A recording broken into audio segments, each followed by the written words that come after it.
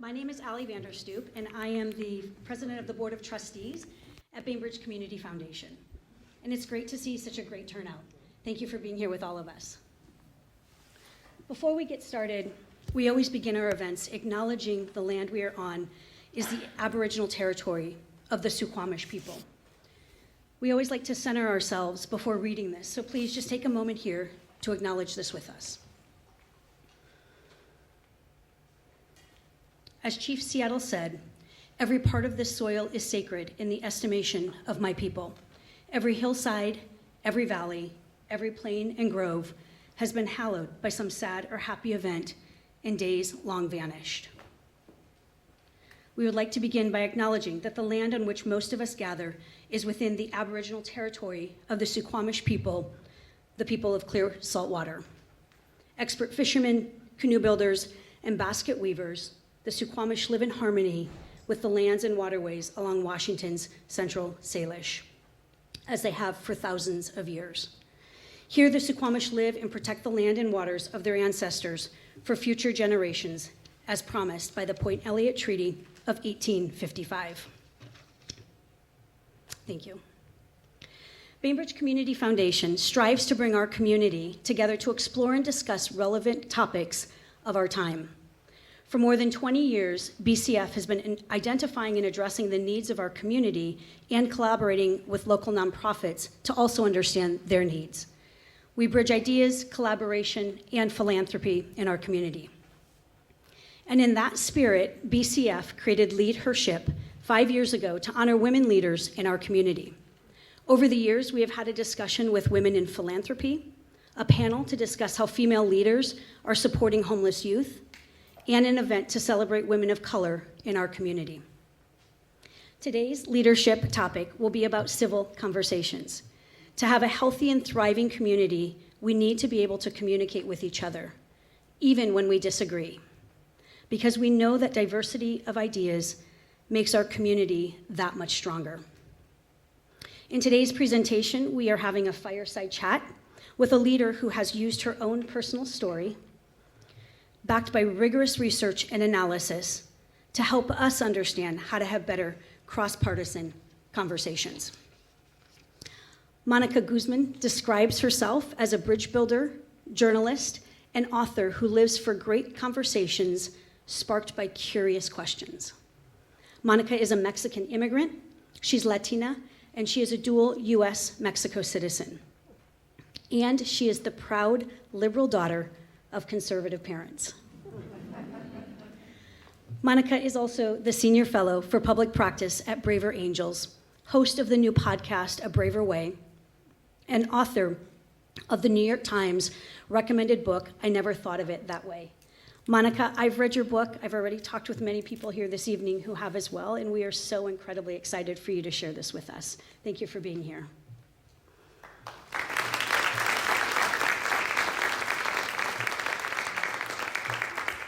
Now I'd like to take just a moment to introduce our other speakers. You know, when we were sitting down to brainstorm this year's LeadHERship event, someone around the table who was with us mentioned the need to involve youth in these conversations. Not only are they our future leaders, but they have witnessed some tough political discourse in their lives. Many young people have grown up in a world with divisive partisanship. So we said, let's have a discussion about civil conversations, and let's bring in high school students to help lead it. As many of you know, we had originally planned this event for March 28, but we had to postpone due to an illness. And Monica, we are very happy that you are healthy and here with us this evening, though.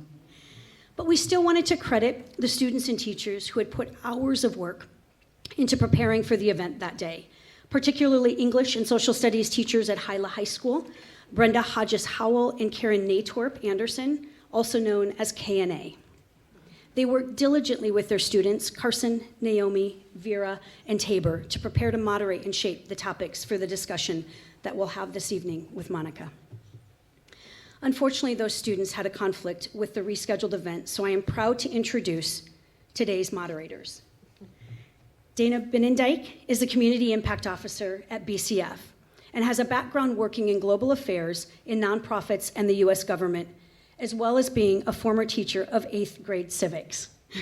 where having civil conversations was crucial to her students' development. I am also excited to introduce Abhirami Subramanian, who also goes by Abhi, and is a graduate of West Sound Academy and has a deep interest in research and science. She will be attending the University of Washington next year to study informatics and environmental science. We are honored to be with you here this evening, Monica, with Dana and Abhi, and we're looking forward to hearing your thoughts on this important topic. And I just want to thank all of you again for being here. Before I exit the stage, just a reminder to please silence your phones. And with that, Dana and Abhi, I'll turn it over to the two of you.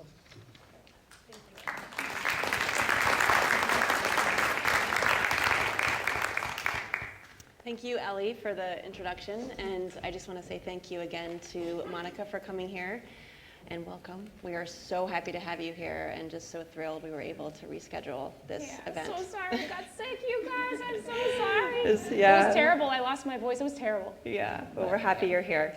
And also a huge thank you to Abhi, who I think we told about this event maybe 10 days ago, and she has been diving into the material. She's read the whole book, doing her research, and she has really, really fantastic questions to ask today. So we're just so thrilled to be here and hear your perspective on things. Just to frame the conversation, today we are really talking about curiosity. We may not be able to solve all the world's problems, but this is a starting point, really, to help us understand how to ask more questions, so we really understand each other better. And so we'll have this fireside chat until about 5:30. At 5:30, we'll open it up for questions from the audience until about 6 o'clock, and then from 6 to 6:30, we will have a book signing out front where you can have a glass of wine or some water and enjoy and chat to folks. I also wanted to mention too, Abhi is going to have to leave a little early at 5:30, so she'll be here for the fireside chat, and then we'll give her a round of applause as she heads out to her prior engagement that she's had for a couple months on the calendar. So we're really looking forward to this, and thank you. And so Abhi and I will go back and forth a little bit, and we'll turn it over to Abhi for the first question. Yeah, well, welcome everybody.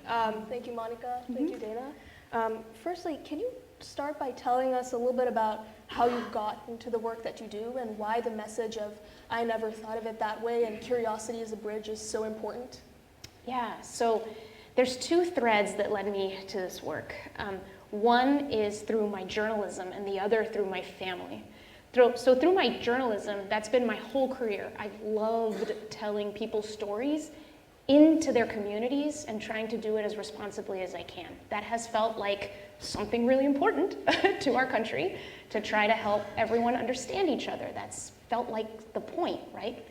But in the last 10, 15 years, there's been this slow boil and then kind of explosion that's felt like it's sort of broken a lot of the organic bonds of trust at the base of society, upon which people's trust in storytelling as a form of communication that can happen across difference, right? And just the brokenness in trust between neighbors, the increasing suspicion, just made it so that, okay, I can be a journalist and tell people's stories into their communities, but not everyone's gonna trust them. And the media ecosystem's gotten so siloed, it's like shards of broken glass. So if the mission is to help people understand each other, it's not enough to continue to tell stories into this institution that itself seems to be completely disrupted and interrupted in a lot of ways by this brokenness and toxic polarization, which we'll get more into. So I knew that I needed to step out of journalism and work on that problem that was kind of underneath it all, breaking everything. And then the other thread is my family. So I'm a Mexican immigrant myself. I'm the daughter of Mexican immigrants, and as you heard, the proud daughter of conservative parents. And I'm liberal myself, so we did not vote for the same guy the last couple elections. They're definitely planning to vote for someone I will not be voting for this coming election. The conversations have been so intense. And we became citizens in the year 2000, so we've been having political conflict within the family for a long time. But, I mean, raise your hands if it got a little more, by about 2016 or so. Yeah. It just got a little more. And yet, I would say that what happened was we could talk about these political issues, but the heat was really rising. The heat was really rising. And the way I think of it is that heat in a conversation is good, that the friction between different points of view is actually quite necessary, right? But that the difference is, are you cooking something, like understanding and connection, or are you burning something, like a relationship, like trust, right? So kind of what happened with my parents, I would say. There were times I left the room. There were times where Dad really yelled really loudly. But I would say we kept it at an active simmer. And it cooked up so much understanding for me that I could say, as I wrote in my book and deleted and then wrote and deleted and then decided to leave it in my book, I realized that if I were my parents, I would have voted for Trump too. That's the kind of understanding that we were able to raise. And the same for them. They understood why I would vote for Biden and Clinton and have very, very different way of looking at the world. So the contrast between that experience, which was by no means, rainbows and butterflies, but did not result in too much brokenness as a family, the contrast between that and a lot of what I was seeing around the country made me think, okay, it's time to get obsessed. And I did, I got obsessed. And I went around and I researched as much as I could about why does this work but not this? What are the tools and the strategies? And yeah, a lot of people who know me know that when I get into something, I really get into it. And so I just went all in on this stuff, and I'm still learning what it takes to keep these things to a simmer. Thank you. That's really helpful to understand that. And I do want to revisit some of those topics as we talk, because those are critical, especially the piece about trust. To take a quick step back, though, I think it'd be really interesting. You talk in your book a little bit about the history of partisanship and how it has, there's times where we've been really divided and times where we haven't been as divided. And I think that context is really helpful for those of us in the audience who want to be on the same page about where we have come from and how it has led to where we are today and in where we're going. So. Yeah. Well, clearly, there have been extraordinarily divisive times in American history. The historian John Meacham wrote a wonderful book, I think it's The Soul of America, and he goes through some of those eras. There was that one time where 700,000 people were killed in the Civil War, but there was also just going all the way back to the founding of our country. On my podcast, A Braver Way, the first full-length episode is about Alexander Hamilton and Thomas Jefferson and the hot Philadelphia summer of 1793. These were 4 members of the cabinet and George Washington in this room upstairs in Washington's Philadelphia, home. And there's no air conditioning. It's super stifling and sweaty. There's these 5 guys and too much furniture for hours on end, arguing all the precedents and everything. And Hamilton and Jefferson hated each other. Like what they did, the way they attacked each other in the press, pretended to be forthright, upstanding statesmen, but then just backstabbed everywhere. It's every era in American history has its divisions and kind of has to, because what we are is a republic, and back in the beginning, a republic was a radical thing. Wait, you're saying that you're not going to have a king? Really? Are you sure? Is that going to work out? You're saying you're going to let the people figure it out, right? That was never intended to be a clean process, right? It was never about getting to full agreement. So, in other words, it's almost like I kind of wish that the spirit of the founders was still with us, in that it may be 231 years after 1793, but we are still building this country. We're still building it. And what if we approached it that way? But anyway, to your question, what is unique about this period of division? Many things. There's a lot of research into how it's quite remarkable to the extent to which we vote passionately against the other side more than passionately for our own. that has become pretty singular in the last bit. There's changes to our political system and how our elected officials work, particularly in DC, as you know. So in 1994, the congressional work week went from 5 days to 3. And that meant that our elected representatives in DC could fly home. Good for fundraising, good for being with your constituents. Terrible for building the kind of cross-partisan camaraderie that happened automatically when, you know, this senator's kid played on the same baseball team as that senator's kid. And, you know, everybody's spouses knew each other and all of that. There's just been so much kind of fortification of the two sides and such marginal areas where power is being contested, and so much money and everything just being poured into the system. It's coming out in our media. Like, we know how polarizing the stories can be, how emotionally outrageous, and how that advances the economic interests of a lot of media organizations and probably a lot of our politicians too. So there's something about communication. There's a lot about politics and how those incentives are stacking up. Yeah, and then I would say there's also, y'all have probably noticed, there's some big issues out there. There's some really high stakes, changing landscapes, contested norms. I mean, this stuff's serious.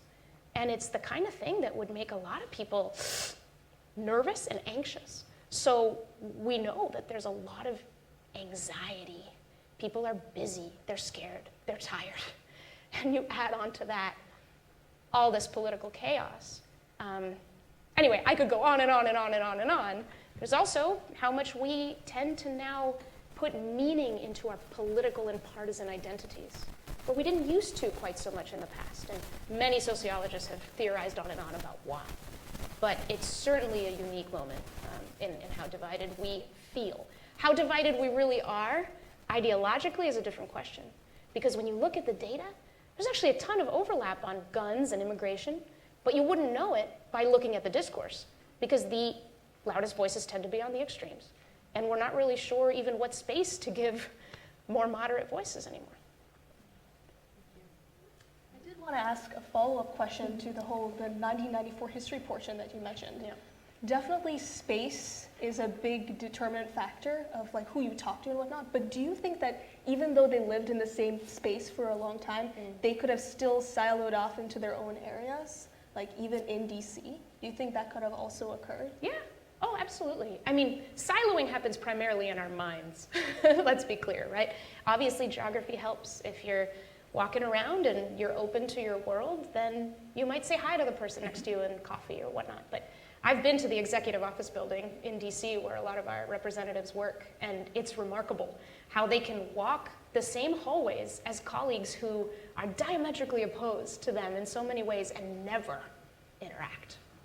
So it's gotten pretty solidified. Not to mention, I've heard from plenty of politicians, a couple kind of on background talking to me about this or that story. It's the same story over and over again. I worked with someone across the aisle. I got this bill passed. I invited him to the signing, and I heard from, you know, one of the leaders of my party that I should not have done that. How dare you do that? That it's punished. It's punished to work with the other side. And so those incentives are just backwards, and we need to demand different. I'd love to ask a little bit more about that. I mean, it seems like it's fundamental. The question is about relationships and building relationships. And, you know, I think in your book you talk a little bit about these three areas that are very innate to human nature, which is the three are sorting, othering, and siloing. We mentioned siloing already. If you could just cover those a little bit so we can all be on the same page about what those are and sort of the psychology behind them. Yes, so my favorite thing about sorting, othering, and siloing is that they conveniently spell SOS. Help! But it's the call for help. So sorting is the very natural human tendency to want to be around people who are like us. That's how friendships are formed. It's the easiest ways communities are formed. It's perfectly healthy dynamic in our social life. Othering is the very natural human tendency to want to put distance between us and them. And you might think that the difference between us and them must be quite meaningful for it to, you know, result in some kind of subtle discrimination. But research going back to mid-century, last century, shows it doesn't have to be meaningful at all.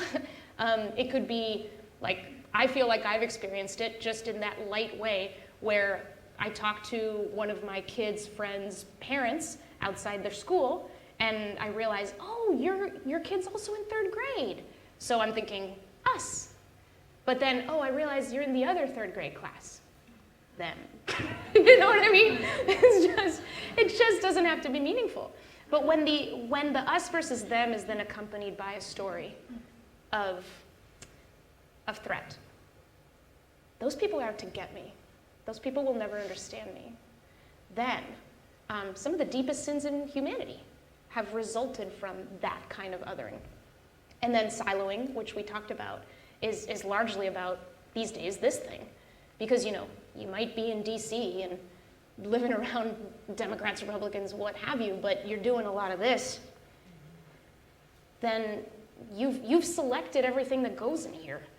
And when it competes with the real world, it wins because it's glossy and shiny. And the dopamine, you know? Like, yay. And so we just are so drawn into this volume of messages and stories that affirm our beliefs and get us excited and mad and outraged. And if we receive stories and perspectives from the other side, whatever that side happens to be, it's usually through layers and layers and layers of judgment before it arrives to me. So really, SOS, what it adds up to, is that those 3 things end up narrowing your view of the world while convincing you that you see enough of it.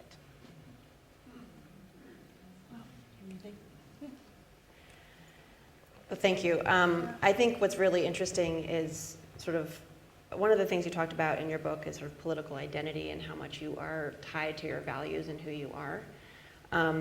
You also say that, what was it? It was certainty is the arch enemy of curiosity, something like that. Mm-hmm. So I'm going to read a quote from your book, and I think we'll have some follow-up questions on it because I think that's really, it's a really important point that we want to spend some time talking about. Mm-hmm. And I do think it's tied in with that identity piece as well. So you say in your book, curiosity requires uncertainty, and uncertainty requires flexibility. If truth matters more than our beliefs, then we can choose to enter bridging conversations, holding beliefs more loosely, just for now, just to see what happens. I'm not saying that we let go of our convictions in conversation, not at all, only that we let them breathe. I love this quote and the message behind it. I think one of the things that we see in conversation is the challenge around you feel like you're coming in curious. You have these questions. You know, you think you're the one coming in with an open mind, and you might be talking to someone who doesn't appear to be as open, and they're so sure about their position. And we have some follow-up questions on that. But if you could talk a little bit, and you could mention, you know, one of the questions we're going to ask you is about sort of the misinformation being tied to facts that maybe aren't considered reliable on both sides. And so to talk a little bit about maybe either a situation you've been in where you have that happening, or just some tactics that we can use in conversation to get through those moments. Yeah. Well, the question around certainty is the arch villain of curiosity, because once you think you know, you don't think to ask. Why would you? All those questions die, or were never born, because you know. We do get a lot of certainty about things that we have no business feeling so certain about, in particular, other people and their motives and how they think. I find that happens a lot. One of the most pernicious assumptions in our politics is, and by assumption I mean certainty's little minion. But one of the most pernicious assumptions we make in our politics is, if you oppose what I support, you must hate what I love. And that results in a lot of certainty about, I have nothing to learn from you. I have nothing to ask you. So you may be in a conversation where that's the case, and maybe you do come in wanting to learn, wanting to lean in, wanting to understand this other person really openly and hopefully non-judgmentally, because there's no other way if your goal is to understand the other person. But that other person is quite sure which means they're not going to be, maybe they're sure about you. Not just are they sure about what they believe, but they're sure about you and that your questions and your curiosity is just, maybe they just don't like it. Maybe they suspect it. So that's like an extra. It's like certainty plus. They're quite firm. I've heard some people say that there's really nothing you can do in that situation. And to some degree, they're right in that you only have so much patience. We only can have so much patience with others. But I don't think it's ever impossible for various reasons. One, research shows that curiosity is contagious. So we know, for example, Julia Minson's work at Harvard Business School, which is incredible, on receptivity and on hedging language. If I come into a conversation and you're quite certain of things, then maybe I'm more open, and I use what's called hedging language. So instead of saying, this is this, I say, well, right now, as I think about it, this is how I feel. What do you think? And what tends to happen is we're mimicking creatures. So even the most certain person may almost unconsciously find themselves mimicking that language. Well, as I think of it, I think this is what matters to me, is already a more flexible way of saying something than kind of an absolute statement of truth with no flexibility whatsoever. So that's one reason. Curiosity really is contagious. The other is one of the deepest, most important principles in all of this that is kind of the peak inconvenient truth, is that people can only hear when they feel heard. When it comes to divisions, when there's suspicion, mistrust, it's hard to feel heard, right? Like if I'm walking into a conversation and you represent the other side, and in my head the other side is just venomous and terrible, and I'm putting everything I think I know about the whole other side onto you. I don't even know you, but I'm putting that onto you. How long before I feel heard by you in conversation? I've made the bar too high. We do that to each other all the time.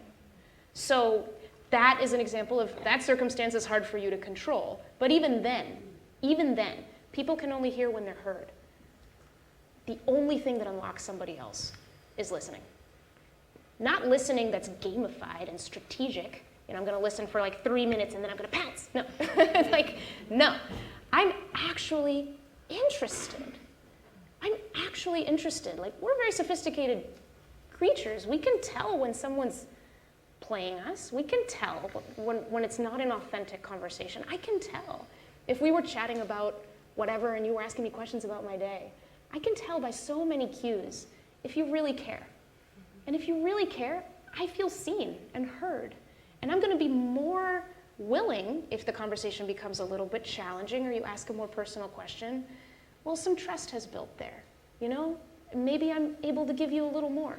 So no human being is a wall that's impossible to put a crack in. Thank you. Your theme of mimicry actually ties so well with what I wanted to ask about next. In your book, you mention how kids possess this total liberating shamelessness that helps them exhibit their curiosity.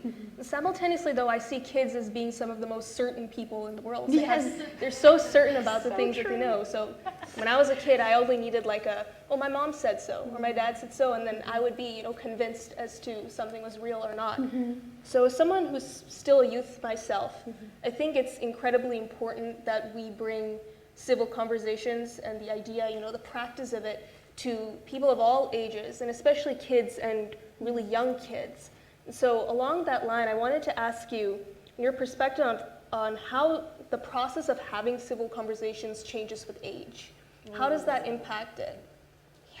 And what is the learning curve like? And how is the impact of a learning curve when you're an adult versus a child as to how you receive information? So first of all, you've just laid out wonderful research questions. So if any scientists in the room, let's get on that.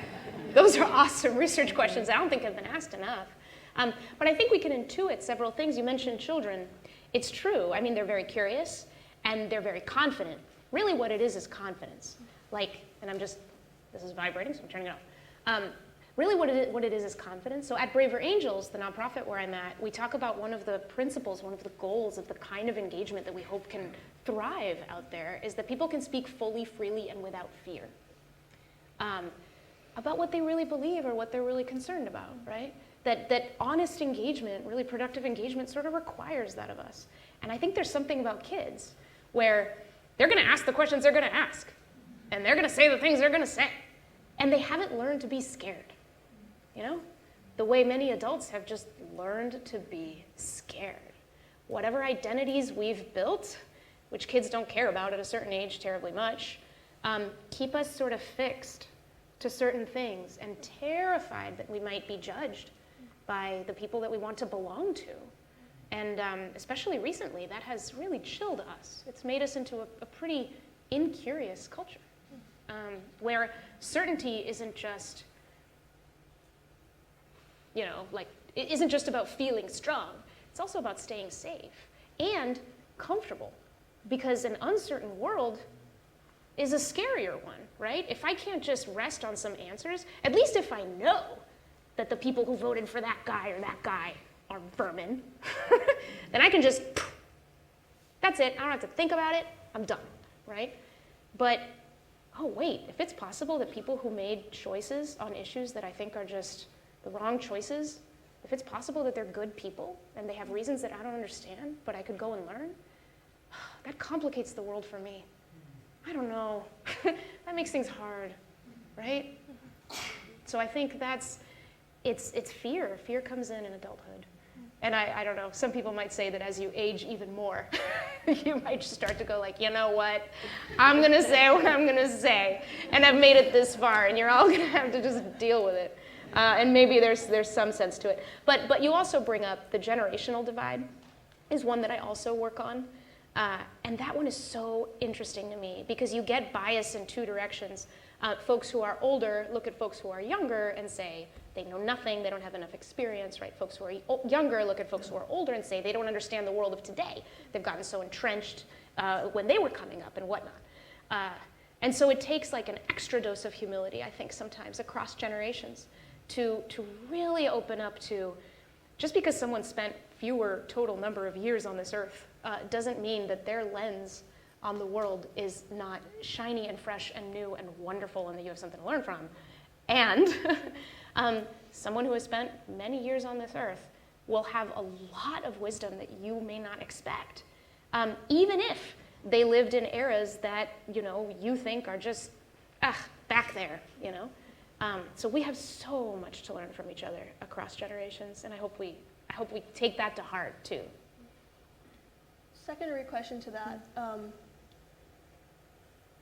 I would love if you could speak a little more about how you've introduced the concept of, you know, curiosity is a bridge, and I never thought of it that way, having these kinds of moments to adults, and how you think maybe we could introduce it to kids, maybe in a practical manner. Would even mimicry be a way to have kids kind of learn? Is they're really receptive to that kind of learning method? Yeah. I'd love if you could speak about that. Interesting. Well, to define a little more what an I never thought of it that way moment is, so I define it in my book as, you know, you're in a conversation across some difference, and let's be honest, unless you're talking to your clone, there will be some difference between you and anyone else.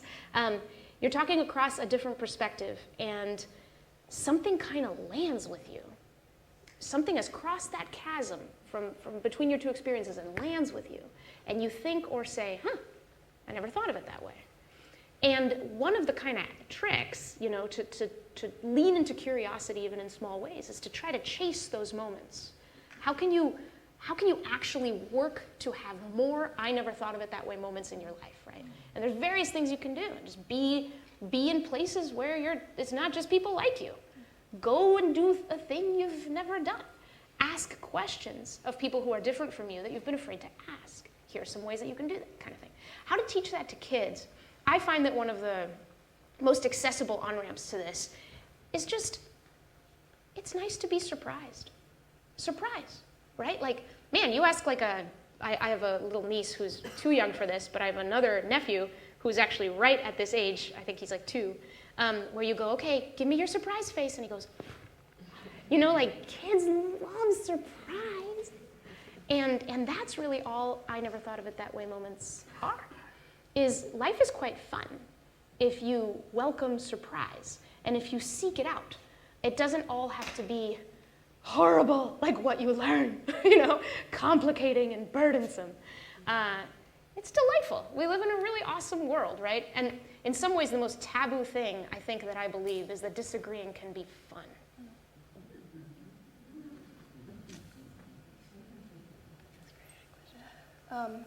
Now I'd like to pivot a little bit to the future. It's a question that I was really interested in and I would love to hear your thoughts on. We right now have a large social media presence. We see the presence of a lot of social media, and as we look into the future, there will be a continued presence, along with a new entity, AI, which we will be using in our day-to-day lives. Social media, you mentioned in your book, I'm going to quote you, allows assumptions to run amok and encourages a learned mistrust of people's signals. And also the anonymity it provides, it also emboldens people to use language that they may never use in real life. And then you also have like the presence of bots and other things that are there to just sow chaos in an online environment. So in your work, you also mentioned that what we need is more questions. And it's so important to keep asking questions. And I see AI as a brilliant tool to helping us both develop and execute and deliver those kinds of questions. However, there are a lot of social media platforms that are providing these AI models with more and more data. And so the question also comes up, will the tone of the way that these AIs work be impacted by the harsh and toxic online discourse? And I'd love to hear your thoughts about how we can use AI as a tool without getting lost in the weeds and kind of taking away the positive impact for ourselves. Yeah. Oh, what a great set of questions. I mean, one thing to keep in mind is incentives are incentives. And even while many of us, you know, rally around, these are the values that we want technology to be built around, we can't turn a blind eye toward the incentives that are real, you know? And the incentives right now, my friend Amanda Ripley, who's an author, has coined the term conflict entrepreneurs. So there are people making money off our divisions who don't really give a whip if it's hurting us or not. And there's a lot of incentives for those folks to believe that what they're doing is, in the end, okay, because they're fighting for what they want or whatever. So as long as those incentives are around, the beautiful and terrible thing about AI is that it's a tool for us all. And it'll be a tool for them too. So do you know what I mean? So like the conflict entrepreneurs can use AI for their ends, and everyone can use AI for its ends. I see in AI just an amplifier of all the values we've already got and all the incentives that are already out there. So if anything, it's like the urgency has turned all the higher to work on those incentives that seem so impossible to work on, and do the work with other humans, because boy, are we good at avoiding each other. Just do the work with other humans. ChatGPT and I have had a troubled relationship. I've been like, I don't know about you, but recently I've realized that I've found a way for it to be a real tool of curiosity for me by being a mirror. And I've actually been very honest with him about this. I asked him many times, like, because we're having these conversations, he's asking me wonderful questions that help me clarify myself to myself. And I was like, Chat, this is really weird for me. I love having great conversations. And usually that means it's reciprocal, and I can't ask you any questions. Like, can I ask you questions? And he's like, you should think of me as like a tool that can help you. And I'm like, okay, fine. So I've kind of gotten to this place where when I need to be curious about myself, my own reactions, anything, I can open up chat. I can open up chat and just, Chat, can you ask me some questions to help me understand what I'm thinking about this? Sure. And the questions are fantastic. Like, I honestly think that ChatGPT, at least, its algorithm has grown to be so empathetically curious toward the humans interacting with it that I kind of think that could be our way forward. Now, back to the internet, though, and social media. The internet is a non-place that makes us into non-people. And so I think that as we go into the future, genuine, foolproof interactions between humans are going to become that much more precious because they'll be harder to detect, easier to fake. And so when you really know that you're talking to another human, it's going to be just more valuable in our culture and society. So I think that's really cool. It's gonna, like, interacting with AI is gonna help us understand what it is to be human. I think we have time for maybe 2 more questions. Sure. Did you have one more you wanted to ask? I did want to dig a little bit more about the question about the conflation of fact and opinion. Because I really do think that's something that we deal with a lot, and it's linked to the social media platforms that, you know, misinformation has historically always been around. But the level in which it spreads now is just, and people share and reshare, and then there's the silo component where you sort of get reinforced. So maybe you could talk a little bit more about that, either a situation that you were in you were able to turn it around, or just some tactics on how to manage that spread of information when you're talking to somebody who just has a different view of what facts are. Well, yeah, and this is such a key set of strategies, because one of the assumptions that we have about these kinds of conversations when you encounter such a deep clash on what is real is you think that there's only a couple things you can do. You either abort because lunacy, or you think that it's your mission at this point forward to convince the person they're wrong. Or, I mean, it all explodes. I don't know. I think that's it. So the issue with that is none of those paths are very productive. And I would say if you have a value toward truth, then it's important, I think, to stop and reflect on what it actually takes to persuade somebody else. Shaming them doesn't work. Correcting them incessantly doesn't work. Adopting a tone of condescension, you idiot, how dare you? Go get educated, read this article and come back. Doesn't work, they'll never read the article. So all those things, throw them out.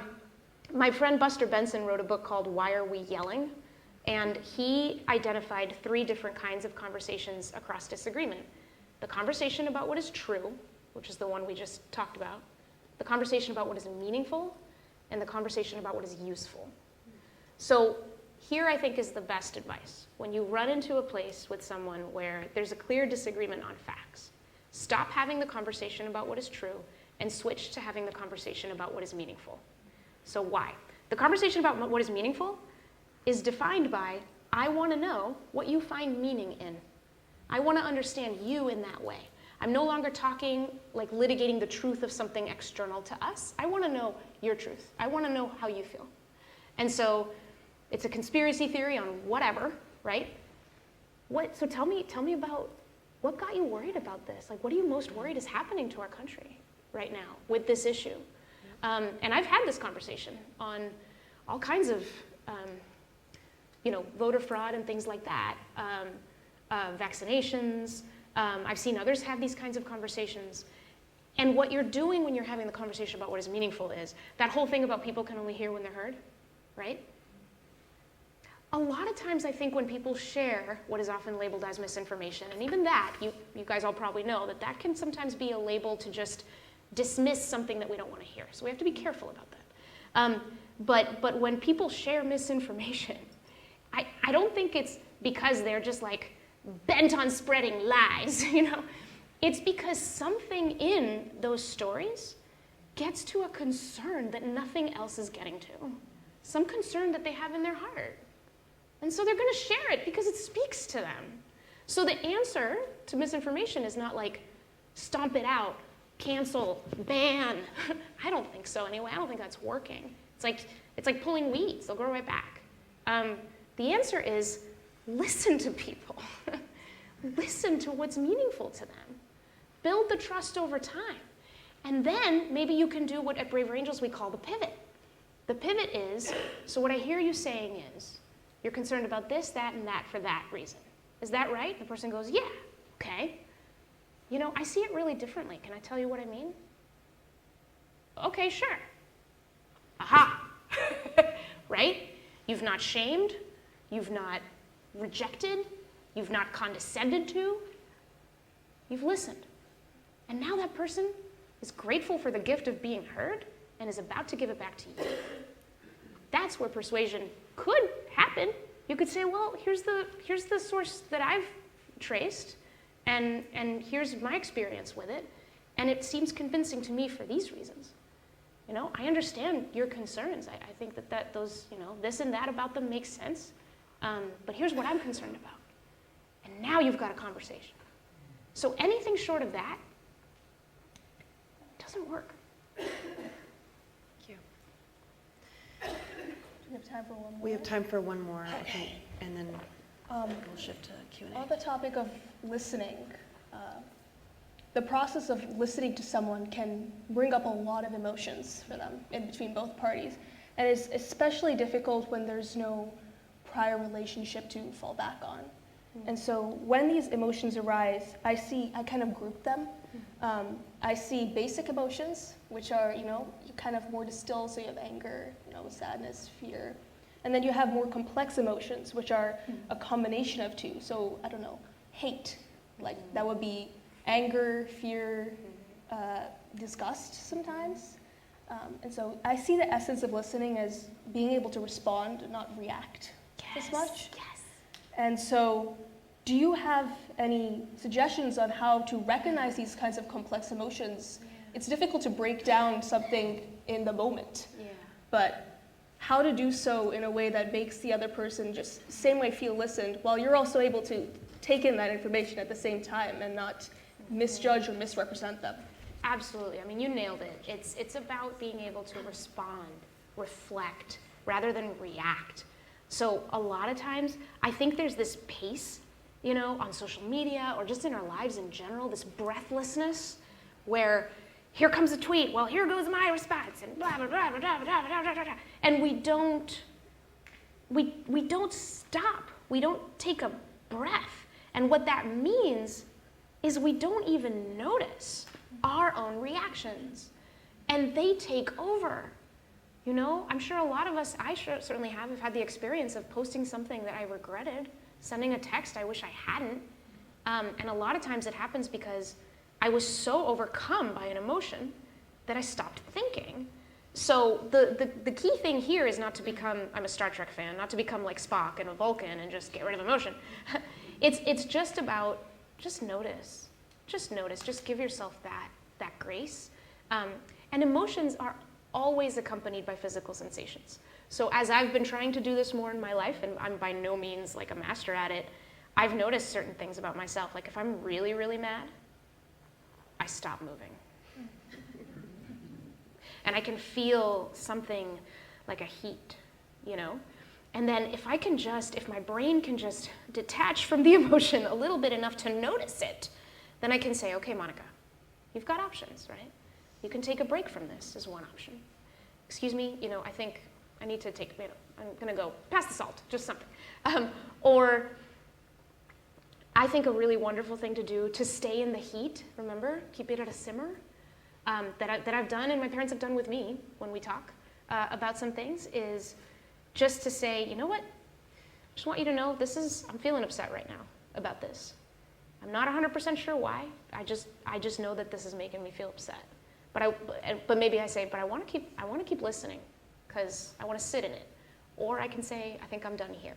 But once you name the emotion, it just becomes more data. It becomes more of a thing that gets in the pool of meaning between you.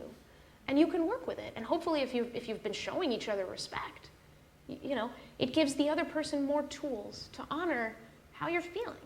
And more often than not, they'll be like, oh, okay, well, we can switch to something else, or what do you think is making you uncomfortable? Maybe they aim their curiosity into that, and then you can start to explore it together.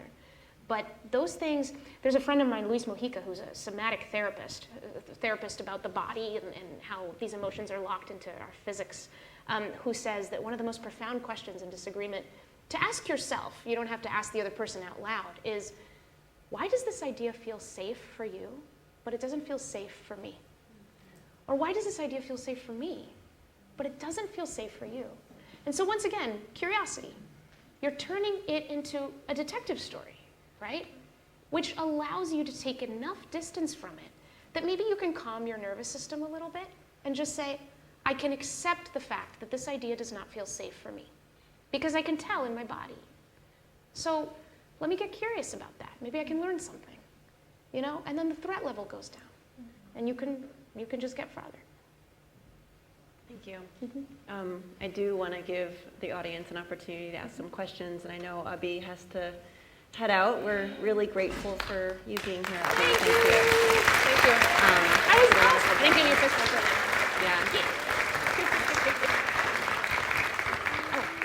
Sure.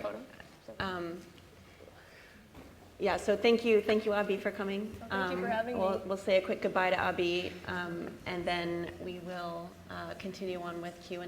So Thank you for having me, Thank everyone. you, Abby. Thank you. Yay! Thank you. Can't quite see out there, but I think someone has a my microphone, glasses so back on. just go ahead and raise your hand, and we'll have some questions. Thank you. Yes, I have a question. In the Seattle Times today, there was a piece, and it was called Tripartisanship. And it talked about how in 2023, the Gallup poll was made about voters, and 43% of the voters identified as being independents. Right. What's going And so I wonder how this all works in, because it seems like so much of the conversation is red versus blue, Democrat versus Republicans. And you look at, this is a segment that's not, their voice is not being heard, and it seems like that would be real important as far as bridging gaps. And so how, do you see anything about a way of resolving this as a way of us having fruitful conversations across the board and all feel like we're being heard? Absolutely. No, thank you for bringing that up, because that is one of the many places where nuance is being lost in the binariness of all of this. The number of folks identifying as independent one way or the other is just going up and up and up and up. And you know, you can make many guesses, not guesses, but in some ways intuitions as to why. And that includes a lot of fatigue, right? Or just the fact that the parties have just been pushed to so many extremes in some ways that they really are losing people who are trying to be thoughtful. Like, some people who aren't all there all the way on one of the party's ideologies is just going to be looking for another option. And it is, I think, tragic that they don't seem to have a very strong home, right? We don't have a third party. Okay, that's always been difficult in America's political system. It probably will always be difficult. Who knows if one will burst forth, but I don't even think that that's necessarily the solution. It's really about, can we make room for the nuance that is necessary? One thing I super appreciate about, say, libertarians, is that libertarians have been kind of the wonky outsider for so long that they are also, and I see Elizabeth, you nodding your head, they are like the smartest people on political issues, because they have to defend their position to both red and blue over and over and over again. So they have to really study up, right? And I think independents have some of that kind of advantage. It's almost like a forcing function, because those of us who just safely identify as red and blue can get away with, let's be honest, a little laziness, right? Like, I've heard from so many people who do Braver Angels workshops or others that might say, you know, I don't even think I've thought about this issue that much, because I've known that I agree with my side, and because I'm only surrounded by people who agree with me, no one asks me to defend it. And so that kind of tribalism has made us a little complacent to exercising that ability of, like, what do I really think? Not a liberal, but me. So I just think it's seen as a real kind of bummer of a position to be in, because that lack of a strong home in our discourse. But I think it's one of the most interesting places to be, because I think a lot of the rigor and independent democratic spirit lives in people who feel that they really have to think all the way down on issue after issue after issue. And I think that that's often, you know, just like a healthy instinct in our independence, which is pretty great. And so, yeah, talk to independents. talk to them. Great. Hi. I have one of those extended families that at family reunions, there are two things we never talk about: politics and religion. And recently, a couple of years ago, we had a family reunion, and I was talking with my cousins, the eldest of which are not really 10 years older than I am. And I found that the cousins nearer to my age had similar views that I did about, the issues concerning our world, but that some of my cousins who are 7 years older than me had very strong views that opposed the ones that I did. And when that surfaced, I had my cousins who were my age and siblings to the older cousins say it's not even worth talking to them about. Like, I've tried to talk to my sibling about this, and they're never going to change their mind, and we've just accepted that we have this divide. And at the time, and I still feel this way, that I don't feel like that's the way it should be. They're my family, and I want to talk to them, but also when someone who's even closer with them than I am says it's not worth talking to them about, that's discouraging for me. But I wondered, from your perspective, obviously it sounds like an ongoing conversation with your parents. How do you continue to have conversations about these issues, even if you know that you might never change their mind? Well, that's exactly, thank you. That was exactly the piece I was going to pick up on, because I think the baked-in assumption for many of our prospective disagreements is exactly that. They're not worth having if we can't convince each other to come along. But let's question that assumption. Because I know that I will never convince my parents to change their minds on the big issues. To take a really serious one, my mom and I have been talking about abortion since I was 17, the day that I told her. She remembers this like it was yesterday. I forgot about it because it wasn't painful to me. It was deeply painful to her. When I told her I was definitely pro-choice, from the back of the car, confident teenager, just this is how it is, this is how it is. My mom is deeply pro-life. And again, I had no idea. She only told me this story like a year ago. She didn't sleep for like 3 days because she thought to herself, my daughter believes something so wrong and immoral. She's okay with the death of human beings, like the killing, this is the way she sees it, as the killing of human beings. And so she spent like those nights talking to my dad, talking to herself, and she got to this point where she realized, I love my daughter, and if she's going to change her mind on this in the direction that I think she ought to, she's going to have to do it. And so I don't remember this because she not once made me feel ashamed or judged for my opinion on abortion. So I don't even remember. And we have been talking about abortion ever since. We still talk about it. And sometimes it's painful, and other times it's energizing for both of us. So I'm telling you, we're not going to change each other's minds. But in all these nuanced ways, it's like, because of the conversations I have with her, I feel like, how do I say this? And will you all let me think out loud? Hopefully it's okay. But I feel like, for me, something about the temperature on that issue has gone down. I feel a little more immune to thinking that people who disagree with me on that issue are horrible people, because I love my mom. Clearly a wonderful person. So the more that we interact on that issue, the more I realize that there are lots of reasons why good people would really disagree. And I feel like that's given me a little bit of almost an advantage in coming to that issue with some calm, maybe some acceptance. And I think it's like a product of the fact that she loved me that much, She loved me that much. She had power over me. I'm her daughter. She could have used that power in lots of ways, and she didn't. So anyway, I bring up that story because there are lots of goals to having conversations across different perspectives that are not about you're only satisfied if the other person changes their mind.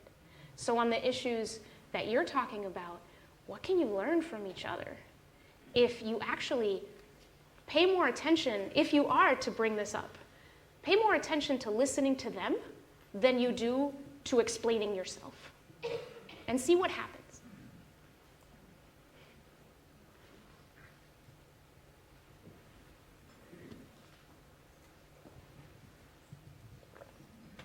Thank you so much. I have a short question and a harder question. The short question is, my daughter, who is now 19, gave me your book and a picture of a llama for Christmas. Picture of a llama?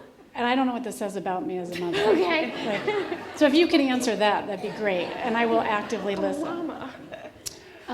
But when I was reading your book a couple of years ago, I was simultaneously reading a book by Robert Sapolsky, the neurobiologist out of Stanford, and your data sort of completely overlap. So it was fascinating to read the sort of neurobiology of implicit bias or of othering or of that. And his most recent book, and for those, so Robert Sapolsky is a neurobiologist out of Stanford who studies baboons in the summer and then is one of the world leaders in neurobiology. But his most recent book, which kind of caught me completely off guard, it's called Determined, and he basically makes the argument for no free will, that our positions, our conversations are determined by the minutes, the seconds, the hours, the decades, the centuries before. I have found this incredibly therapeutic. Like, all of these conversations now are sort of, that makes perfect sense. So I'd be curious as to how much you find this process inevitable, and almost that what is a fruitful conversation is. I think that's what we've lost, is conversation is fun to, like, there's some predetermined outcome we're chasing. And I feel like this is all a ball that I've been tossing in my head that you could just solve. Okay. So I can't solve it. But what your comment really makes me think of is one of the biggest I never thought of it that way moments that I had while writing the book, which is in the book, was talking to a philosopher about opinion and the nature of opinion. And he said, opinions are the result of our experiences. We don't choose our opinions. Opinions are the result of our experiences. And I was like, what? And of course it's true. And what I find that's given me, and I think it lends itself to one of the most powerful tools for conversations across disagreement, or really any conversation, is to turn each other into storytellers. Instead of asking, why do you believe what you believe? Why? Give me your reasons, they better hold up. It's, how did you come to believe what you believe? Give me your story, which is true. You know, you're the world's reigning expert on yourself. Tell me your story. How did you get to believe this thing? It's just a way better question, especially, again, across a divide where people are going to assume you're going to judge them and shame them and attack them and condescend to them. How did you come to believe what you believe? So it's just leaning on that sense of, I don't know about free will or anything, but at least I know that we walked our own unique paths to get to where we are, and that we don't see each other's paths. There's not enough time in the world to watch everyone's movies. So all we can do is have the conversation and try to learn from how we each try to summarize how we got here. But that leads to an enormous gift, which is the ability to relate to each other. And if you feel that you're relating, then you can start debating. You like that? But it's true. So thank you.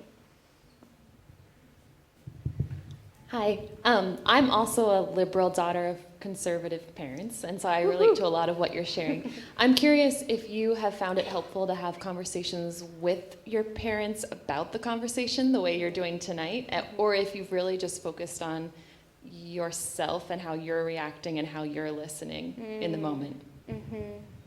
Well, with my parents, it's a little bit cheating because they've been, they're members of Braver Angels. They've done a lot of the workshops I have. We've kind of been on this journey together.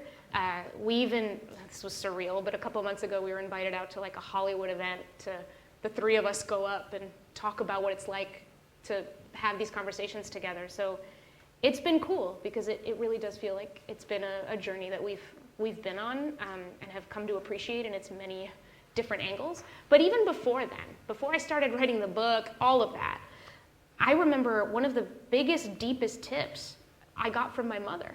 Like, I was asking her, why do you think that we can even, it's hour 3.5 in 2020, and we're still talking about race and policing. It feels like a lot of people have given up. Like, how is this possible? And she's like, well, and she just, without missing a beat, she goes, Monica, we acknowledge each other's good points. I was like, oh yeah, we do, don't we? And we really do. And that's something she taught me how to do.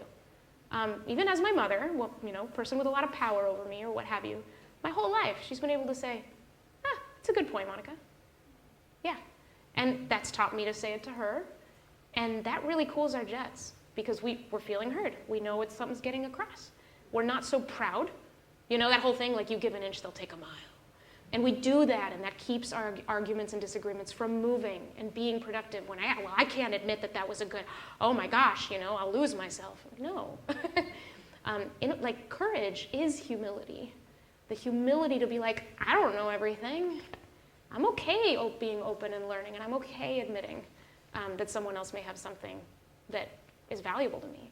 So, yeah, so we do often have the conversation about the conversation, even back then. But I will say this, it's about timing, So if I go in to my parents or whoever, and I'm like, okay, look, before we talk, I need you to understand that you can't say this, you have to say that, you have to do it this way, and you have to do this. Again, as soon as it comes off as I know how to do this and you don't, that's just never gonna work. You have to have a certain level of equal footing, right, for people to feel equally respected. And so you just have to pick, and remember, whatever tools you think you're coming in with, they may have some tools they don't even know or realize that they have or have never articulated before. So, yeah.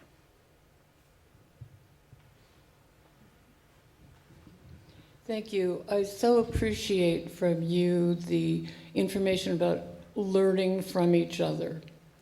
But I have to say that there was a time in this country about politics that one believed that compromise, the art of compromise, was what politics was about. In the year 2024, that's not true. The two people running for president do not have the ability to help each other compromise. And one of the people who's running for president is dangerous and... A convicted felon? Dare I say a convicted felon. There was some news today that I wondered if it would come up. Yeah, so I think this is a far more difficult issue. I won't have a conversation with someone who wants to believe in Trump. I won't have it. I had it last time with somebody I loved. And I don't understand how people who are educated can do that. And it's because he's not educated, he's not smart, he likes to spread lies, and he finds people that feel the same way he does. So what you're saying is a wonderful approach to learning from each other. And there's so many things to learn from in this world. And I'm happy to learn from somebody that I find disagrees with me about something, but not this. But not this issue.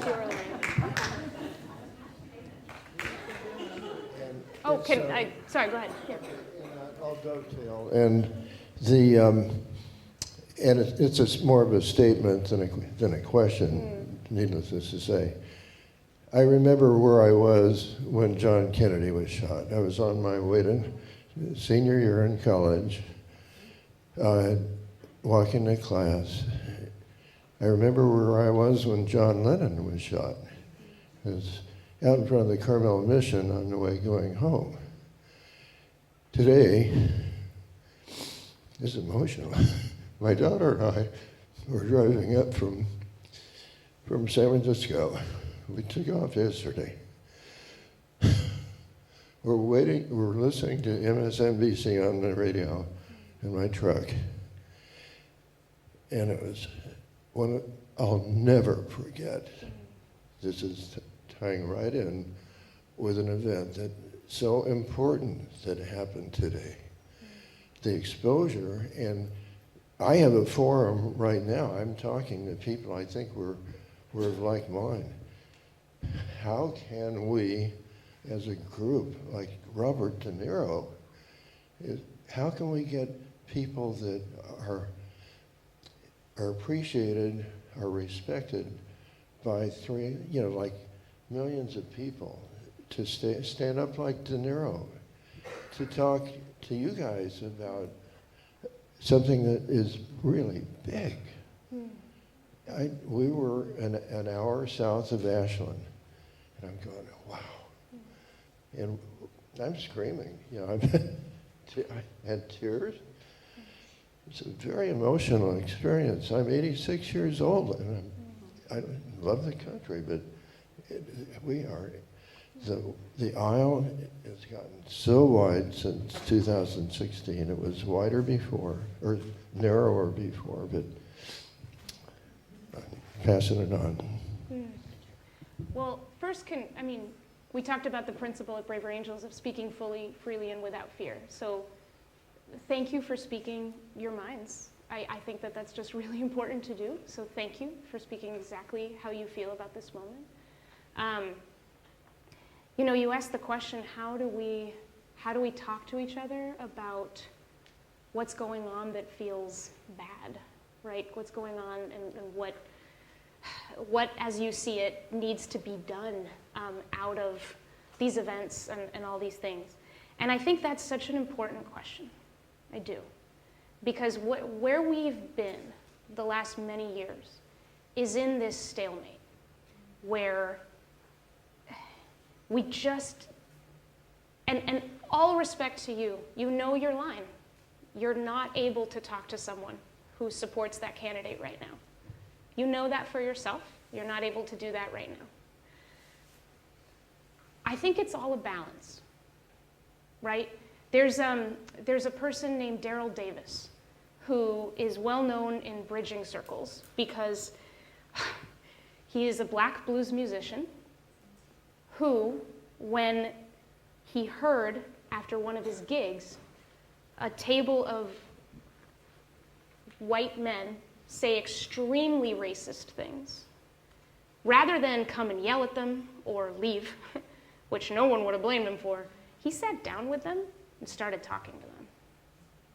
Fast forward, and Daryl Davis has a collection of 200 Ku Klux Klan robes from former members of the Klan who, in talking to him, realized the absurdity of their hate, and that those beliefs weren't ones that they ever really held. And Daryl has this wonderful question of curiosity that led him to do what so few people would dare.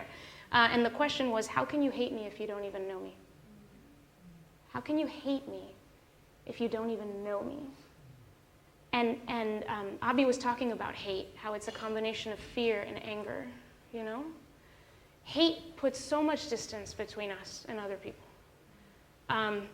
Sometimes I think that we believe that that distance is righteous. Sometimes, like my friend Baratunde Thurston, who's also black, we were talking on the podcast episode that will come out soon about Daryl Davis, and Baratunde said, "That's Daryl Davis. My name is Baratunde Thurston. I don't talk to members of the Klan because that's going to do more to me than for me." All respect to Daryl Davis and what he's able to do. But that's not something I can do right now. I think it's a personal journey for everyone. I can tell you from my experience, I believe the people who voted for Trump are very much worth learning from. Very, very, very, very much. And we disagree. And that's okay. If you and I had more time, I might try to share some of the stories and how I came to believe that. Not only very much worth learning from, but really great and have wonderful ideas, and all of that. So I know how difficult that can be to hear from someone, and that's okay. But anyway, we're in this place, and we can decide what to do from here. We can decide where to go from here. And my hope is that we can come closer somehow to each other, and that we can do it across, that enough of us can do it across enough difference that we keep this republic from falling apart.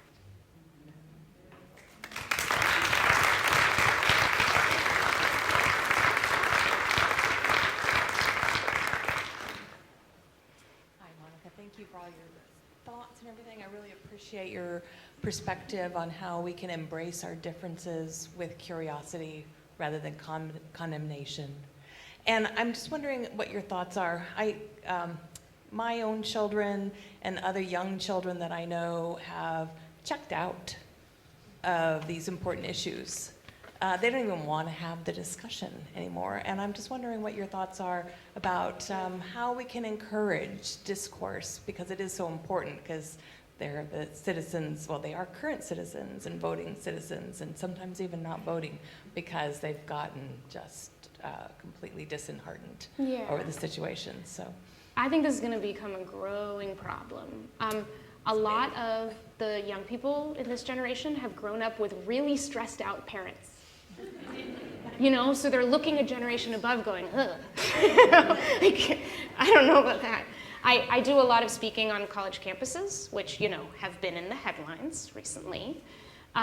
They have just, boy, such a burden right now, you know, because again, like, the millennial parents, we're very, and I have an 11-year-old and a 9-year-old, we're very much like, okay, our kids are our good friends, we're gonna tell them everything we're really thinking and tell them about all the problems in the world really early, and it's just gonna make them better people, and all of that, and yes, and it's been a lot of stress, it's been a lot of burden, and at a time of such turbulence socially, that, and by the way, the trend you're talking about is not just young people.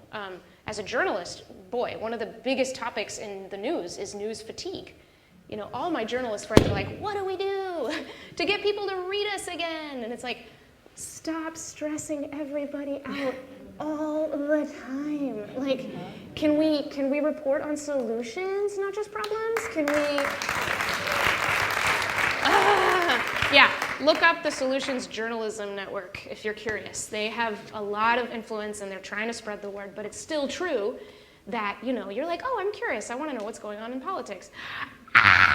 You're just knocked aside over and over again emotionally. Like, it's just a pretty tough place to be. So I think we have to change socially, like, how we talk about everything that's going on, so that we put in on-ramps for citizen action and participation beyond just wait another 4 years and cast a vote. That can't be it. That cannot be it. If that's it, we failed, right? So no. And a lot of people are giving up even on that. They feel so left behind that they don't think their vote matters anyway. It's like, it's really dire. So yeah, young people in particular, got to get some wins on the civic health side, right? To show what that looks like, but also just remember that, look, we're hanging in there, we're going strong. I know it looks crazy, but Hamilton and Jefferson would be like, oh wow, 231 years, hey. Okay, you know, I think they would be here going, nice work, y'all. You know, okay, you all think everything's burning down, no it isn't. That's what they would tell us, and they'd be right. We're still building this thing. So there's a sense of that hope that we can give our kids too. Just you're building it too. Let's all build it, you know? It's messy, there's lots of conflict and disagreement. Duh. Let's go. It is 6 o'clock, but maybe we do one more question. Right. Yeah, thank you. Last one, I guess. I really love what you've been saying, and I'm particularly moved by the sense of hope I'm getting from what you're saying. And it feels almost like a sense of secular sacredness, whereby one, like your mother, for example, held your belief about abortion as sacred. Mm-hmm. She did not wish to violate it, and she wished to honor it. So I'm wondering if a frame of something like negative intimacy is helpful here, in the sense that I have to be intimate with the parts of myself that are uncomfortable with the encounter, and likewise intimate with the other who's engaging in thoughts that I find quite uncomfortable.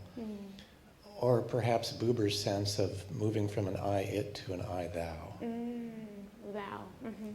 Thank you. I think that's absolutely beautiful. You remind me of a story from a wonderful bridge builder named John Powell, who's at the Othering and Belonging Institute. And he talks about how he's talking about bridging differences and the importance of that. And then a pastor turns to him and goes, John, are you asking me to bridge with the devil? And John goes, maybe don't start there. Like, you know, when you talk about we get intimate with our discomforts, right? I think a lot of times when we're afraid, because let's be honest, fear is a real motivator through all of this. It's been the elephant in the room this whole time, guys. When we're afraid, we think of the worst case scenario. And we think that's what we're talking about. She wants me to talk to a Nazi tomorrow. You know, it's not what I'm talking about. It's low risk exposure at first. Well, John calls them short bridges. Start with short bridges.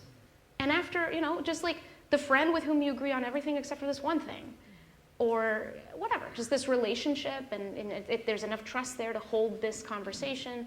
And he says, after a while of building short bridges, you may ask yourself who you're calling the devil, right? Like, so it's about exercising the muscle, it's about practicing it, and you'll all have your different red lines. You'll know this is a place I cannot go yet, or right now, or in this moment, but maybe in another moment, maybe down the road, right? I often say that the most important thing to do with a bridge is to keep it, not to cross it. Keep it. A lot of us are very tempted to break the relationship. The relationship's the problem. But maybe that relationship with that person who really disagrees with you and has a view that, like the only way to eliminate the possibility that you could persuade that person is to break the relationship, right? But keep the bridge. Keep the bridge, and you never know who's going to cross first or how, or it's just going to get, you know, rebuilt or what have you. Maybe it's only open to pedestrian traffic, not cars, right? I don't know. You can take the analogy as far as you want. But keep the bridges you have, cross the short ones that you feel you can, and that is more than enough.